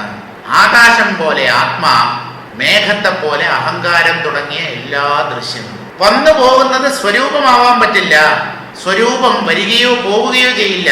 വന്നു പോകുന്നത് കള്ളം, മിഥ്യയാണ്. ഉദിത്തൊടുങ്കും പൊയ്ക്കാർ, കള്ളമാണ്. യഥാർത്ഥത്തിൽ ഇല്ലാത്തതാണ് ഈ മേഘം. ആകാശത്തിന്റെ സ്വരൂപത്തിൽ മേഘമില്ല. മേഘം ഇടയ്ക്ക് വരികയും അപ്രത്യക്ഷമാവുകയും ചെയ്യുന്നതാണ്. ആകാശം വരികയോ പോകുകയോ ചെയ്യാതെ വന്നു പോകുന്ന മേഘത്തിന് ഇടമരുളുന്നതാണ്. ഇതുപോലെ അഹങ്കാരത്തിന്റെ ഉദയാസ്തമയങ്ങൾക്ക് ഇടമരുളുന്ന സത്യമാണ് ഈ ആത്മാവ്. ആ വന്നു പോകുന്നതിനെ കള്ളമെന്ന് തിരിച്ചറിയുക. വരാതെ പോകാതെയുള്ള അധിഷ്ഠാനത്തെയും അതുപോലെ തിരിച്ചറിയുക. അപ്പോൾ സത്യമെന്ത്, മിഥ്യയെന്ത് എന്നുള്ള കാര്യം വ്യക്തമായി തീരും. പൊയ്ക്കാർ ഉപാദാനം. ഉപാദാനം എന്ന് പറഞ്ഞാൽ ഇവിടെ പ്രപഞ്ചത്തിന്റെ ഉപാദാന കാരണമായ മായയും മായാ കാര്യങ്ങളും. മൊത്തത്തിൽ പ്രപഞ്ചം എന്നർത്ഥം. ഈശ്വര ശക്തിയാണ് മായ. ആ മായയാണ് പ്രപഞ്ചത്തിന്റെ സൃഷ്ടിക്ക് കാരണം, ഉപാദാന കാരണം. ആ ഉപാദാന കാരണമായ മായ കള്ളമാണ്. അതിന്റെ പേരിൽ തന്നെയുണ്ട്. ഏതില്ലയോ അതാണ് മായ. യാ മാ സാ മായ. ഏതില്ലയോ അതിനെയാണ് മായ എന്ന് പറയുന്നത്. ഉദിത്തൊടുങ്കും പൊയ്ക്കാർ ഉപാദാനം എന്നാത്. എന്നാത് എന്ന് പറഞ്ഞാൽ ഈ മായയാണ് വന്നു പോകുന്നത്, അല്ലെങ്കിൽ മായാകാര്യങ്ങൾക്കാണ് ഉദ്ഭവവും തിരോധാനവും ഉള്ളത് എന്ന് ചിന്തിക്കാതെ, വിചാരം ചെയ്യാതെ ഉദിപ്പൈ ഉദിപ്പാൽ ഒടുക്കിൻ. ഉദിക്കുന്നതിനെ ഉദിക്കുന്നത് കൊണ്ട് ഒടുക്കണം. എന്താ ഇങ്ങനെ പറയുന്നത്? ഉദിക്കുന്നതിനെ ഉദിക്കുന്നത് കൊണ്ട് ഒടുക്കണം, അവസാനിപ്പിക്കണം, കഥ കഴിക്കണം എന്ന് പറഞ്ഞാൽ, ഉദിപ്പൈ എന്ന് പറഞ്ഞാൽ മായയെ, മായ ഉദിച്ചതാണ്, പരമാത്മാവിൽ നിന്ന് ഉദിച്ചതാണ്. അതിനെ ഉദിക്കുന്നത് കൊണ്ട് ഒടുക്കണം എന്ന് പറഞ്ഞാൽ മനസ്സുകൊണ്ട് ഒടുക്കണം. പുറമേ മായ, ഉള്ളിൽ മനസ്സ്. അതുകൊണ്ട് ഒന്നിനെ മറ്റൊന്നിനെ, രണ്ടും യഥാർത്ഥത്തിൽ രണ്ടല്ല, ഭിന്നങ്ങളല്ല, ഒന്ന് തന്നെയാണ്. മായയെ മനസ്സുകൊണ്ട് ജയിക്കണം എന്നാണ് പറയുന്നത്. അവിടെ മനസ്സ് എന്നുള്ളതിന് സൂക്ഷ്മമായ ബുദ്ധി എന്നർത്ഥം. സങ്കല്പ വികല്പാത്മകമായ മനസ്സുകൊണ്ട് മായയെ ഒരിക്കലും ജയിക്കാൻ സാധ്യമല്ല, ഒടുക്കാനും സാധ്യമല്ല. അതുകൊണ്ട് എന്ത് വേണം? ഉദിപ്പൈ ഉദിപ്പാൽ ഒടുക്കിൻ. ഒടുക്കിയാൽ. ഏതാണ് ഉദിപ്പ്? മനസ്സ്. മനസ്സുകൊണ്ട് ഉദിപ്പാൽ, മനസ്സുകൊണ്ട് ഉദിപ്പൈ മായയെ ഒടുക്കിൻ, ഒടുക്കിയാൽ, അവസാനിപ്പിച്ചാൽ എന്ത് സംഭവിക്കും? പതൈത്തെഴുந்த പന്തൻറോ. മനസ്സുകൊണ്ട് മായയെ ജയിക്കാം എന്ന് വിചാരിക്കുന്നത് ചുവരിൽ പന്തെറിയുന്നത് പോലെയാണ്. കാരണം രണ്ടും ഒരേ സ്വഭാവത്തോടു കൂടിയതാണ്. പക്ഷേ സൂക്ഷ്മമായ ബുദ്ധി കൊണ്ടാണ് നമ്മൾ മായയെ അതിജീവിക്കുന്നത്. ശരി തന്നെ. ഇവിടെ ആ ബുദ്ധി എന്നുള്ള അർത്ഥം സ്വീകരിക്കാതെ മനസ്സിന്റെ തലത്തിൽ നിന്നുകൊണ്ട് മായയെ ജയിക്കാം എന്ന് വിചാരിച്ചാൽ ചുവരിലെറിഞ്ഞ പന്ത് അതിവേഗത്തിൽ തിരിച്ച് നമ്മുടെ പുറത്ത് തന്നെ വന്ന് കൊള്ളുന്നത് പോലെ ആ ശ്രമം വിഫലമായി തീരും. അങ്ങനെ ജയിക്കാൻ പറ്റില്ല എന്നാണ്. കാരണം മായയുടെ ഒരു പ്രകടനമാണ് ഈ മനസ്സ്. പതൈത്തെഴുந்த പന്തൻറോ, ചുവരിലെറിഞ്ഞ പന്ത് ശക്തിയോടുകൂടെ തിരിച്ചു വരുന്നത് പോലെ, ആ പന്ത് പോലെയാണ് മനസ്സ്. മായയെ ജയിക്കാൻ ശ്രമിച്ചാൽ മായയിൽ തട്ടി ഇതേ മനസ്സ് പന്ത് പോലെ നിങ്ങളുടെ അടുത്ത് തിരിച്ചു വരും. ചിലപ്പോൾ നിങ്ങളുടെ പുറത്ത് വന്ന് തട്ടി നിങ്ങളെ മറിച്ചിടുകയും ചെയ്യും. അതിശക്തമായ ഒരു ഫുട്ബോൾ ചുവരിലേക്ക് എറിഞ്ഞാലോ നേരെ വന്ന് മോന്തയ്ക്കോ അല്ലെങ്കിൽ നെഞ്ചിലോ തന്നെ വന്ന് കൊള്ളും, മറിഞ്ഞു വീഴുകയും ചെയ്യും. എന്തിനാ? മനസ്സിന്റെ തലത്തിൽ നിൽക്കരുത് എന്ന് പറയാനാണ്. മനസ്സിനെക്കാളും സൂക്ഷ്മമായ തലമാണ് ബുദ്ധി. അവിടേക്ക് തിരിയൂ. അല്ലാതെ നമ്മുടെ ഇപ്പോൾ ഉള്ള ഈ പ്രപഞ്ചത്തെ അനുഭവിക്കുന്ന ദ്വൈതത്തെ മാത്രം കണ്ട് അനുഭവിച്ച് ശീലിച്ച ഈ മനസ്സുകൊണ്ട് മായയെ ജയിക്കാൻ നോക്കണ്ട. ആ ശ്രമം വിഫലമായി തീരുകയേ ഉള്ളൂ. പതൈത്തെഴുந்த പന്തൻറോ കാட்சியை போர் பார், സാക്ഷിയെ പോർ പാർ, സാക്ഷിയെ പോലെ നോക്കൂ. സാക്ഷി എന്ന് പറയുന്ന ആരാണ്? കണ്ടുകൊണ്ടിരിക്കുന്നവൻ. അവൻ ഇടപെടാറില്ല. Non interference. ഒരു കക്ഷിയിലും ചേരില്ല. വാദിയുടെ പക്ഷത്തും അല്ല, പ്രതിയുടെ പക്ഷത്തും അല്ല. നടന്നതുപോലെ കാണും, കോടതിയിൽ പറയും. ഇങ്ങനെ ഒരു ഭാവമായിരിക്കണം മനസ്സിന്റെ വിക്രിയകളെ നാം വീക്ഷിക്കും. സെറ്റ് ചേരരുത് എന്നർത്ഥം. മനസ്സ് രണ്ട് രീതിയിലും ചിന്തിക്കും. അതിൽ ഏതെങ്കിലും ഒരു പക്ഷത്ത് നമ്മൾ ചേർന്നാൽ, എന്ന് പറഞ്ഞാൽ ഈ ജീവൻ പക്ഷം പിടിച്ചാൽ അത് മനസ്സ് നമ്മൾ പറ്റിക്കുന്നതാണ്. നമ്മൾ ഒരു പക്ഷത്ത് ചേരുമ്പോൾ നമ്മൾ ആരുടെ പക്ഷത്ത് ചേർന്നോ അവൻ കാല് മാറും. അപ്പൊ നിങ്ങൾ പക്ഷം പിടിച്ചത് വേസ്റ്റ് ആയില്ലേ? രണ്ടുപേര് തമ്മിൽ അടി കൂടുന്നു. നമ്മൾ ഒരാളുടെ പക്ഷം പിടിച്ചു, അവനെ സപ്പോർട്ട് ചെയ്ത് സംസാരിച്ചു, കോടതിയിൽ പോയി, സാക്ഷി പറയാൻ വേണ്ടി പോയി. അപ്പോഴുണ്ട് നമ്മളിപ്പോൾ പ്രതിയുടെ ഭാഗത്താണ് പക്ഷം പിടിച്ചതെന്ന് വിചാരിക്കും. പ്രതി കോടതിയിൽ ചെന്നിട്ട് എനിക്ക് കേസൊന്നുമില്ല എന്ന് പറഞ്ഞാൽ ഈ സാക്ഷിയുടെ ഗതി എന്തായിരിക്കും? വാദിയും പ്രതിയും കൂടെ തോളത്ത് കൈയിട്ട് ഇറങ്ങിപ്പോയാൽ ഈ സാക്ഷി പറഞ്ഞവൻ ശുംഭനായില്ലേ? ഈ മനസ്സിന്റെ പക്ഷം പിടിക്കുകയേ അരുത്. അത് ഒന്നിനെ നല്ലതെന്ന് പറയും, നല്ലതാണ് അവിടെ ഇരിക്കുന്നത്. വേറൊന്നിനെ മോശമെന്ന് പറയും, മോശമാണെങ്കിൽ മോശമായിരിക്കും. നല്ലതെന്ന് പറയും, ആ ശരി തന്നെ, അത് നല്ലത് തന്നെ, ഇതാണ് പക്ഷം പിടിക്കൽ. മോശമെന്ന് പറയുമ്പോൾ ശരി തന്നെ, അത് മോശം. മനസ്സുമായിട്ടുള്ള കൂട്ടുകെട്ട് അവസാനിപ്പിക്കൂ എന്നാണ് പറയുന്നത്. അതാണ് ചുവരിലെറിഞ്ഞ പന്ത് പോലെ തിരിച്ചു വരൂ എന്നൊക്കെ പറഞ്ഞ്. സാക്ഷിയെ പോർ പാർ, സാക്ഷിയെ പോലെ നോക്കൂ, വീക്ഷിക്കൂ, പക്ഷം പിടിക്കാതെ കാണൂ. ചിത്തവൃത്തികളെ മാറി നിന്ന് കാണും. അതെന്ത് വേണമെങ്കിലും ചിന്തിക്കട്ടെ. നല്ലതിനെ കുറിച്ചോ മോശമായതിനെ കുറിച്ചോ മംഗളത്തെയോ അമംഗളത്തെയോ എന്ത് വേണമെങ്കിലും ചിന്തിച്ചോട്ടെ. പ്രപഞ്ചത്തെക്കുറിച്ച് ചിന്തിക്കട്ടെ, ആത്മാവിനെ കുറിച്ച് ചിന്തിക്കട്ടെ. ആത്മാവിനെ കുറിച്ച് ചിന്തിക്കുമ്പോൾ ബേഷ് ബേഷ് സവാഷ് അതൊന്നും പറയാൻ പോണ്ട. അവൻ കുറച്ച് കഴിഞ്ഞ് അവന്റെ നിറം മാറും. ഓന്താണോ? അവന്റെ സ്വഭാവം എന്ന് പറയുന്നത് ഇങ്ങനെ നിറം മാറുന്നതാണ്. നാളെ അവൻ ഈ ലൗകികത്തിൽ മുങ്ങി കുളിക്കും. ഈ ആത്മചിന്തയൊക്കെ പോവും, പറന്ന് പോവും. അപ്പോ നീ എന്തിനാ പിന്നെയും ഈ ലൗകികത്തിലേക്ക് പോയത്? നേരത്തെ നീ ആത്മാവിനെ കുറിച്ചാണല്ലോ ചിന്തിച്ചുകൊണ്ടിരുന്നത്. ഇപ്പൊ അവന് ലൗകികമാണ് വേണ്ടത്. ഇപ്പോ എന്ത് ചെയ്യും? അതുകൊണ്ട് അവൻ എന്തോ ചിന്തിച്ചോട്ടെ, അവനെങ്ങനെ നോക്കിക്കൊണ്ടിരിക്കും. നീ എത്രത്തോളം ചാടുമെന്ന് ഞാൻ കാണട്ടെ. നിന്നെ നിയന്ത്രിക്കാനൊന്നും പോകുന്നില്ല, നീ ചാടും. എത്ര ചാടുമെന്ന് അറിയാമല്ലോ. കൊഞ്ച് ചാടിയാൽ ചട്ടിക്കകത്തുനിന്ന് ഒരു ചൊല്ലില്ലേ, ചട്ടിയോളം. കിട്ടിയമ്മ ചാടിയാലും കൊട്ടിയമ്പലം വരെ. ആ പടിപ്പുറത്ത് അവർ പോവില്ല.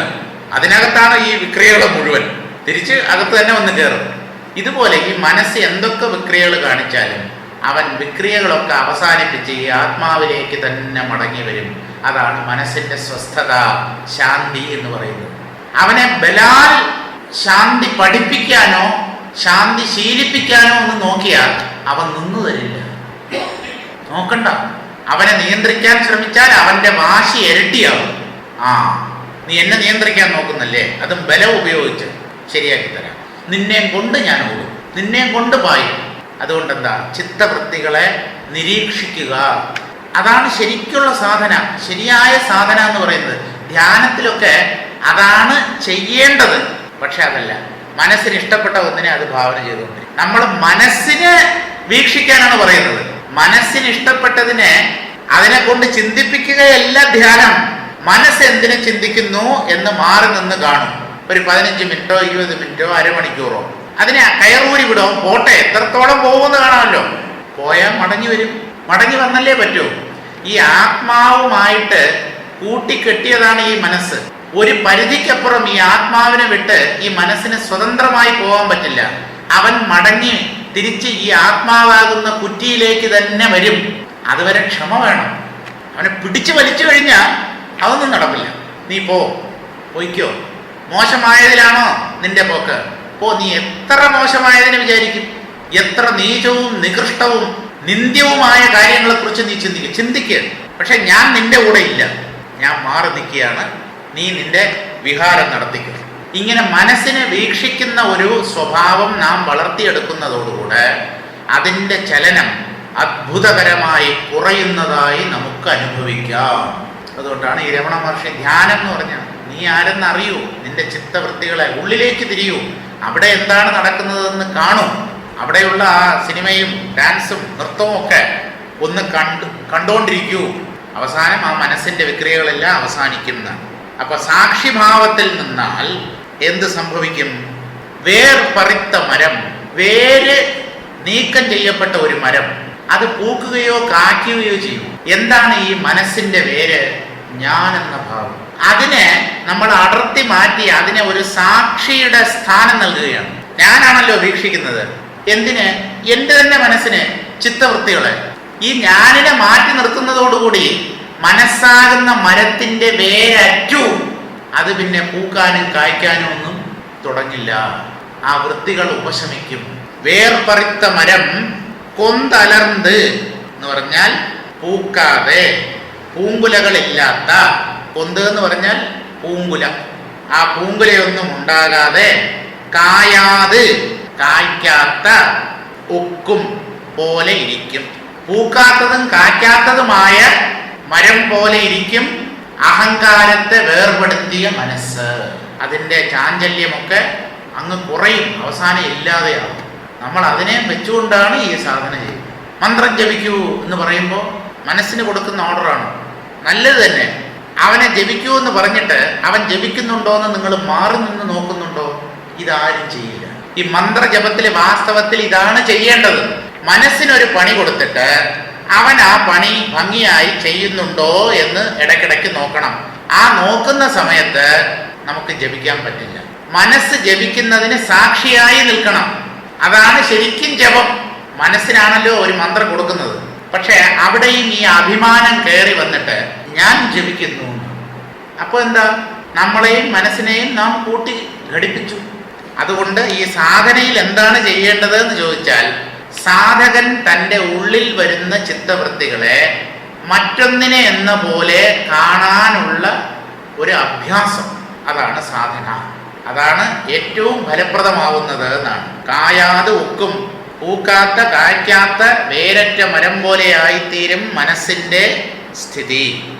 ആകാശത്തിൽ തെന്നിമറയുന്ന കാർമേഘം പോലെ ബ്രഹ്മത്തിൽ തോന്നിയ മായയിൽ കരണേന്ദ്രിയങ്ങൾ തോന്നിമറയുന്നു. ഉദിപ്പാകുന്ന കരണേന്ദ്രിയങ്ങളെ ഉദിപ്പാകുന്ന ജീവബോധത്താൽ ഒടുക്കാൻ തുടങ്ങുന്നത് ഭൂമിയിൽ എറിയുന്തോറും മേൽപോട്ട് പൊങ്ങുന്ന പന്ത് പോലെ ആകയില്ലയോ? ഇന്ദ്രിയങ്ങളും കരണങ്ങളും ഉണ്ടായവയാണ്, ജീവബോധവും ഉണ്ടായതാണ്.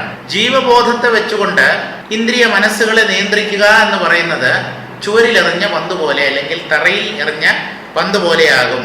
നേരെ മറിച്ച് പന്തിനെ യഥേഷ്ടം ഇട്ടെന്നാൽ ആ പന്തിന് തറയിലേക്ക് എറിയാതെ അല്ലെങ്കിൽ ചുവരിലെറിയാതെ ഒരിടത്ത് വെച്ചിട്ട് മാറി നിൽക്കൂ. അത് നമ്മുടെ പുറത്ത് വന്ന് ഇടിക്കൂ. അതിനെ ഒരിടത്ത് ചുമ്മാ വെച്ചാൽ മതി, അല്ലെങ്കിൽ ചെറുതായിട്ട് അതിനെ ഇങ്ങനെ തറയിൽ പതുക്കെ ഇങ്ങനെ ഇട്ടാൽ മതി.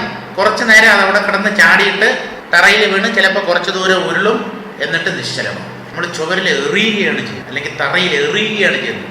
അത് തന്നെ അവന് ശക്തി ഉണ്ടാക്കി കൊടുക്കും തിരിച്ചു വരാൻ.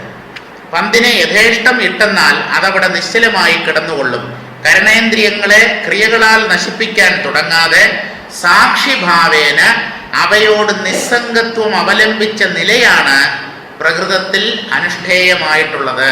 അതാണ് അനുഷ്ഠിക്കപ്പെടേണ്ടത്. മരത്തിന്റെ ശാഖകളെ ഛേദിച്ച് മരത്തെ നശിപ്പിക്കാൻ തുടങ്ങിയാൽ ആ മരം വീണ്ടും ശക്തിയായി തളിർത്തു പടരും. ചിലതൊക്കെ വെട്ടും തോറും കൂടുതൽ തഴച്ചു വളരും, ചിലതല്ല, എല്ലാം അങ്ങനെ തന്നെയാണ്. ഒരു കുഞ്ഞ് ജനിച്ചു കഴിഞ്ഞാൽ ആദ്യം കൊണ്ടുപോയി മുട്ടയടിക്കും, മുട്ടയടിക്കും. എന്തിനാ?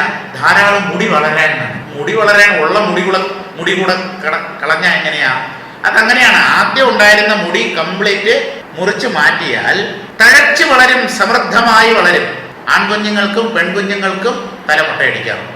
അപ്പൊ വെട്ടും തോറും വളരുന്ന പാർട്ടികളെ പോലെയാണ്. വളരും തോറും പിളരും, പിളരും തോറും വളരും.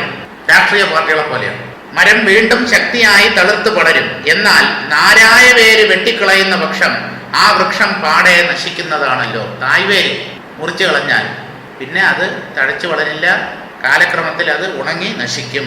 അതുപോലെ മനസ്സും ഇന്ദ്രിയങ്ങളും അടക്കുവാൻ യോഗി ചെയ്യുന്ന അഭ്യാസങ്ങൾ ബലഹീനങ്ങളും നിഷ്പ്രഭങ്ങളും അത്രേ. ശരിക്കുള്ള സാധന ഈ അന്തർമുഖമായി മനസ്സിനെ വീക്ഷിക്കുക, സാക്ഷിഭാവത്തിലിരുന്ന് കാണുക എന്നുള്ളതാണ്. പ്രത്യുത ജീവബോധം അകറ്റുവാൻ സാക്ഷിഭാവേന വർത്തിക്കാൻ ഉതകുന്ന ജ്ഞാനാഭ്യാസത്തിലേ പറ്റുകയുള്ളൂ. ഈ ജ്ഞാനാഭ്യാസത്തിലെ ഒന്നും ചെയ്യുന്നില്ല, മന്ത്രജപമില്ല, ധ്യാനം, വിശേഷിച്ചൊരു ധ്യാനമില്ല. എന്താണ് എൻ്റെ ഉള്ളിൽ ഇങ്ങനെ കിടന്ന് ചലിക്കുന്നത്? ഇതെന്താണെന്ന് ഞാൻ ഒന്ന് മാറി നിന്ന് വീക്ഷിക്കാം. ഇതാണ് അന്തർമുഖമായി തീരുക എന്നതുകൊണ്ട് ഉദ്ദേശിക്കുന്നത്. അവിടെ മനസ്സിനെ നിയന്ത്രിക്കാനുള്ള ശ്രമം പോലും ഇല്ല. അത് അവിടെ കിടക്കട്ടെ, എന്താണ് സംഭവിക്കുന്നതെന്ന് കാണാമല്ലോ. എത്ര നേരം അത് ചെയ്യും, എത്ര നേരം ചലിക്കും നോക്കാം. ഞാൻ എന്തായാലും കുറേ നേരം ഇങ്ങനെ നോക്കിക്കൊണ്ടിരിക്കും. കുറെ കഴിയുമ്പോൾ അടങ്ങും. ഈ ചാടിക്കളിക്കുന്ന മനസ്സിന്റെ ഊർജം നഷ്ടപ്പെടുകയാണ് ചെയ്യുന്നത്. ഊർജം നഷ്ടപ്പെട്ടത് നിശ്ചലതയിൽ വന്നേ പറ്റൂ. എന്താണ് മനസ്സിന്റെ ഊർജം? വാസന.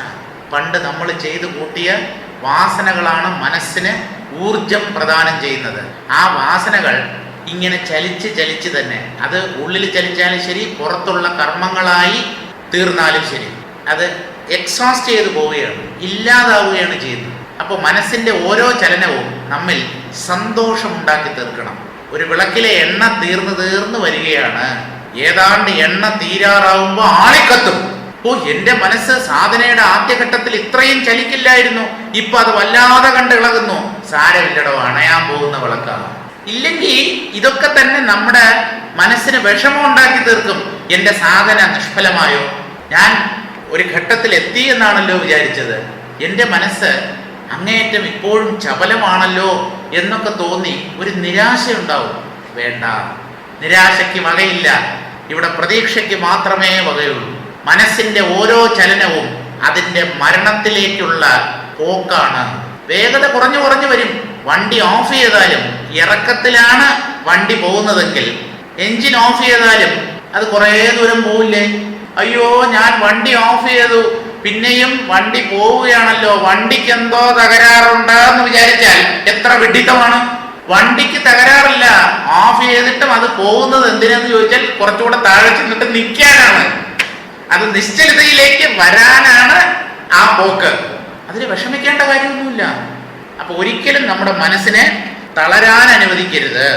ശുട്ടുബോധം കഴന്റെ ശുദ്ധം അരൈ മാത്രയിൽ മട്ടുത്താനറ്റ നിട്ടൈ വായ്ക്കുമാൽ കെട്ടേൻ തലൈ ചെയ്യും ആനന്ദ ശറ്റോ പാൽ വാരി മുലൈക്കണ്ണിറ്റോണ്ടു മുറൈ. ശുട്ടുബോധം കഴന്റെ, ശുട്ടുബോധം ചൂണ്ടിക്കാണിക്കുന്ന ബോധം എന്നർത്ഥം. ഏതാണത്? അത് ഇതെന്നൊക്കെ ചൂണ്ടിക്കാണിക്കുന്നത് നമ്മുടെ ഉള്ളിലുള്ള ഞാനല്ലേ? അതാണ് ചൂണ്ടിക്കാണിക്കുന്ന ബോധം, വ്യക്തിബോധം എന്നർത്ഥം. അതാണ് ഓരോന്നിനെ വേർതിരിക്കുന്നത്. അത് ഇത് ഞാൻ അവൻ എന്നൊക്കെ വേർതിരിക്കുന്നത് ഈ ഞാനാണല്ലോ.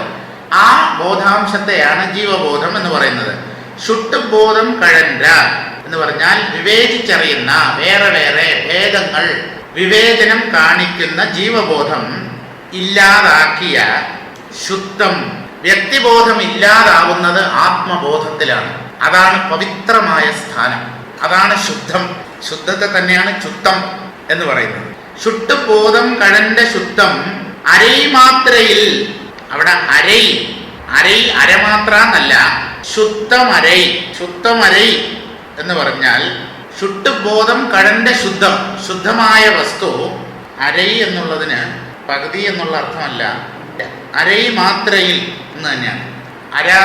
പകുതി എന്നുള്ള അർത്ഥം തന്നെയാണ്. അരൈ മാത്രയിൽ. അരൈ മാത്ര എന്ന് പറഞ്ഞാൽ തമിഴിലുള്ള അവരുടെ കണക്കനുസരിച്ച് ഒരു മാത്ര എന്ന് പറഞ്ഞാൽ 1/4 സെക്കൻഡാണ്. അങ്ങനെ തന്നെയാണ് ഇതിൽ കൊടുത്തിരിക്കുന്നത്. 1 മാത്ര എന്ന് പറഞ്ഞാൽ 1/4 സെക്കൻഡ്, അര മാത്ര എന്ന് പറഞ്ഞാൽ 1/8 സെക്കൻഡ്. വളരെ തുച്ഛമായ സമയം എന്ന് മാത്രമേ അർത്ഥമുള്ളൂ. അരമാത്രയിൽ മട്ട് താനറ്റ, ഒരു അല്പസമയത്തേക്കെങ്കിലും മട്ട് താനറ്റ ഞാനെന്നുള്ള ബോധത്തെ വിട്ടിട്ട് നിന്നാൽ, ജീവബോധത്തെ ഉപേക്ഷിച്ചിട്ട് നമ്മിലെ ആ ബോധം നിൽക്കുമെങ്കിൽ അപ്പോൾ ബോധാനുഭവമായി. അതാണ് ഈ ഞാനിനെ ഉപേക്ഷിച്ചാലേ ആത്മജ്ഞാനം സിദ്ധിക്കൂ എന്ന് പറയുന്നത്.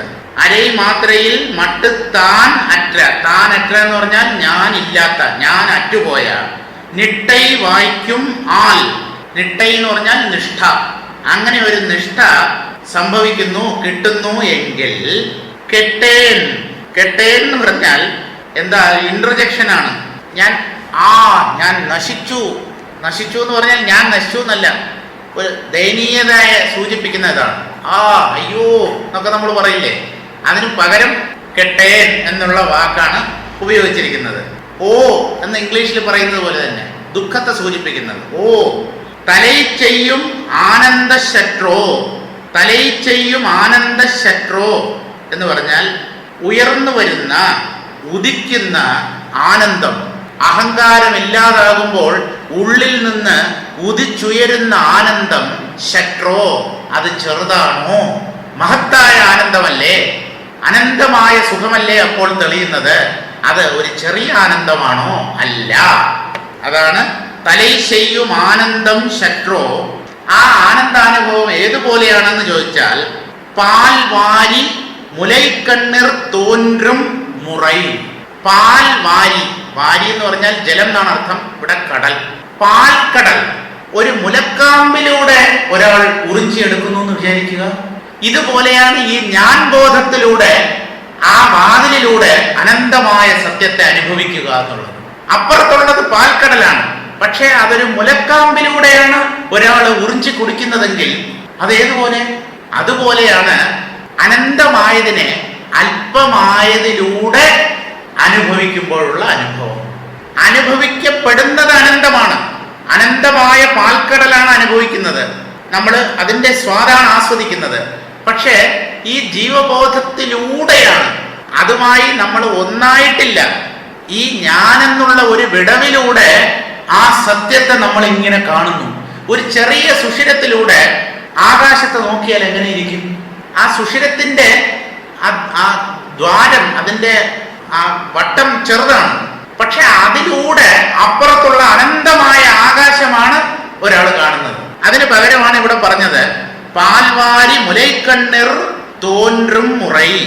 ഒരു മുലക്കാമ്പിലൂടെ ഒരു പാൽക്കടലിനെ ഒരാൾ എങ്ങനെ ആസ്വദിക്കുമോ, അനുഭവിക്കുമോ, അതുപോലെയാണ് ഈ ചെറിയ ജീവബോധമാകുന്ന ഒരു ഉപാധിയിലൂടെ അനന്തമായ സത്യത്തെ ഒരാൾ അനുഭവിക്കുന്നത് അല്ലെങ്കിൽ സാക്ഷാത്കരിക്കുന്നത്.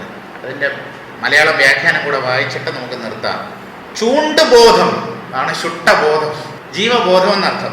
ചൂണ്ടുബോധം മാറി മനസ്സ് ശുദ്ധമായി ഭവിക്കുന്ന വിധത്തിൽ മട്ടറ്റ നില അരനിമിഷ നേരത്തേക്കെങ്കിലും ഉണ്ടായാൽ അപ്പോൾ അനുഭവമാകുന്ന ആനന്ദം അളവറ്റതാണ്. മുലക്കണ്ണിൽ കൂടി പാൽ സമുദ്രം ഊറി ഒഴുകി വരുന്ന ആ അനുഭവം അതിശയനീയമത്രേ. അതിശയനീയം, അത് കണ്ട് നമുക്ക് അത്ഭുതപ്പെടാനേ പറ്റും. ഒരു മഹാസാഗരത്തെ മുലക്കാമ്പിലൂടെ ഒരാള് അനുഭവിച്ചു തീർക്കാം, കുടിച്ചു തീർക്കാം എന്ന് വിചാരിച്ചാൽ നടപ്പുള്ള കാര്യമാണോ? കടൽ എത്രയോ ആയിക്കൊള്ളട്ടെ, നമ്മുടെ വയറ് അല്പമല്ലേ, അത് നിറഞ്ഞു കഴിഞ്ഞാൽ പിന്നെ ഈ പാലിന്റെ ആവശ്യമുണ്ടോ? സത്യം എത്രയോ മഹത്താണ്, അത് അനന്തമായ ആനന്ദമാണ്. നിങ്ങൾക്ക് വയറ് നിറയാൻ അതിന്റെ ഏതാനും തുള്ളികൾ പോരെ എന്ന്. ഈ ജീവന് തൃപ്തി വരാൻ അതിന്റെ ഏതാനും കണികകൾ മാത്രം മതി. അല്ലാതെ ആ കടല് മുഴുവൻ വറ്റിക്കേണ്ട കാര്യമില്ല, കുടിച്ചു വറ്റിക്കേണ്ട കാര്യമൊന്നും. ഗംഗ ഒഴുകുകയാണ് ഹരിദ്വാറിലും ഋഷികേശിലും. നിങ്ങളുടെ ദാഹം മാറ്റാൻ എത്ര വെള്ളം വേണം? 2 ഗ്ലാസ് 3 ഗ്ലാസ് 5 ഗ്ലാസ് അല്ലെങ്കിൽ 10 ഗ്ലാസ് കുടിച്ചോ? അതിന്റെ എത്രയോ ഇരട്ടി ജലമാണല്ലോ അതിൽ സദാ ഒഴുകിക്കൊണ്ടിരിക്കുന്നത്. നമുക്ക് വയറ് നിറയാൻ, നമുക്ക് തൃപ്തി വരാൻ ഈ ആനന്ദത്തിന്റെ ലവലേശം അധികമാണ്, കൂടുതലാണത്. അത്രയൊന്നും നമുക്ക് ആവശ്യമില്ല എന്നാണ് ഈ പദ്യത്തിൽ പറയുന്നത്. ഓം പൂർണ്ണമദഃ പൂർണ്ണമിദം പൂർണ്ണാത് പൂർണ്ണമുദച്യതേ പൂർണ്ണസ്യ പൂർണ്ണമാദായ പൂർണ്ണമേവാവശിഷ്യതേ. ഓം ശാന്തി ശാന്തി ശാന്തി. ഹരി ഓം.